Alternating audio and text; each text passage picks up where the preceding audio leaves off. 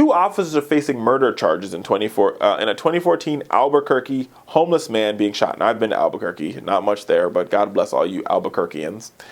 But 2 Albuquerque, New Mexico police officers will face first-degree murder charges in last year's shooting of a homeless man in the hills above the city, prosecutors announced on Monday. Keith, Sandy, and Dominique Perez were ordered to appear for a preliminary hearing on dates with,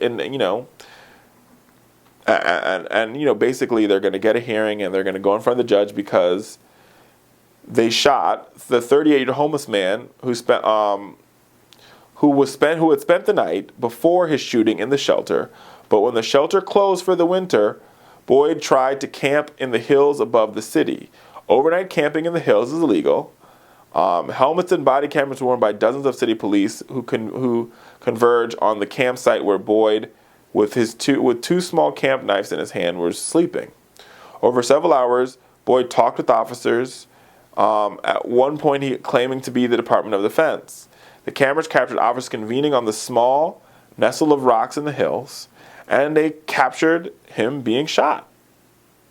And now, these individuals will face charges. And the Justice Department in 2004 found that there is reason to believe the city's police department has a pattern and practice of excessive force.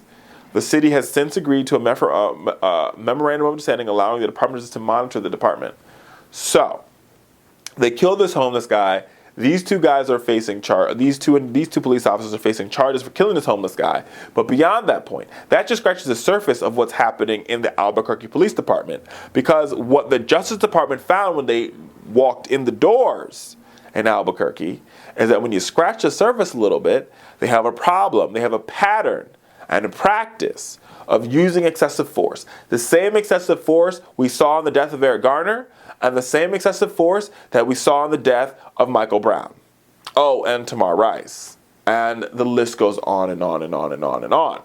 So America, clearly, like I've already said, we have a bias problem. But beyond a bias problem, we have a training problem.